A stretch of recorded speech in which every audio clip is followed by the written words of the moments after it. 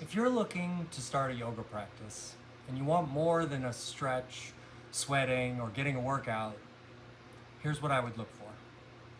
I wouldn't start whether the class is labeled hot, slow, advanced, spiritual, athletic, or anything else. I would ask an entirely different question. What is this practice teaching me to pay attention to?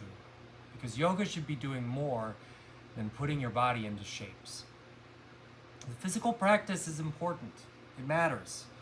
I teach heated power yoga. Strength, mobility, intensity, and learning how to use the body intelligently are all important to me.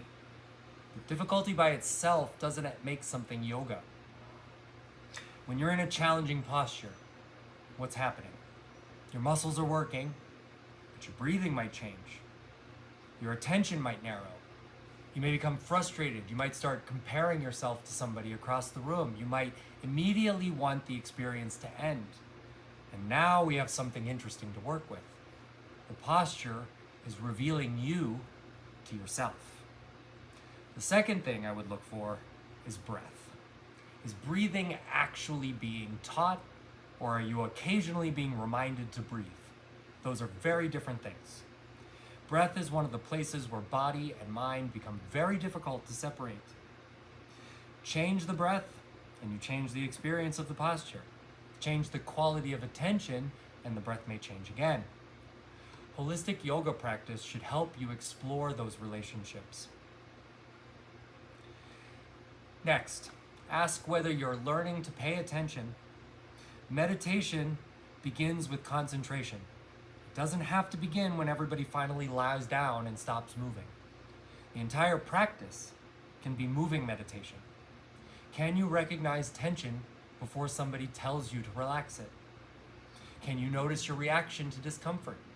Can you distinguish between intensity that is asking you to stay and information that is asking you to change what you're doing? That is a trainable skill, and it matters far beyond the yoga room. I would also look for philosophy, but maybe not in the way you think. You don't need somebody giving you a lecture during downward facing dog, although I've been guilty of that myself. Yoga philosophy should help you explain your experience. If we're talking about attachment, can you recognize attachment happening in yourself? If we're talking about the ego, can you see it operating? If we're talking about awareness, can the practice actually help you become more aware? Philosophy becomes useful when you can experience what it's pointing toward, what to look for. So, if you're trying to choose a holistic yoga practice, here's my advice. Don't just look at the class description. Take the class and pay attention to what you're being taught. Are you learning about your body? Are you learning to work with your breath? Are you learning how your mind responds under pressure? Are meditation and philosophy part of the practice? And most importantly, are these things connected?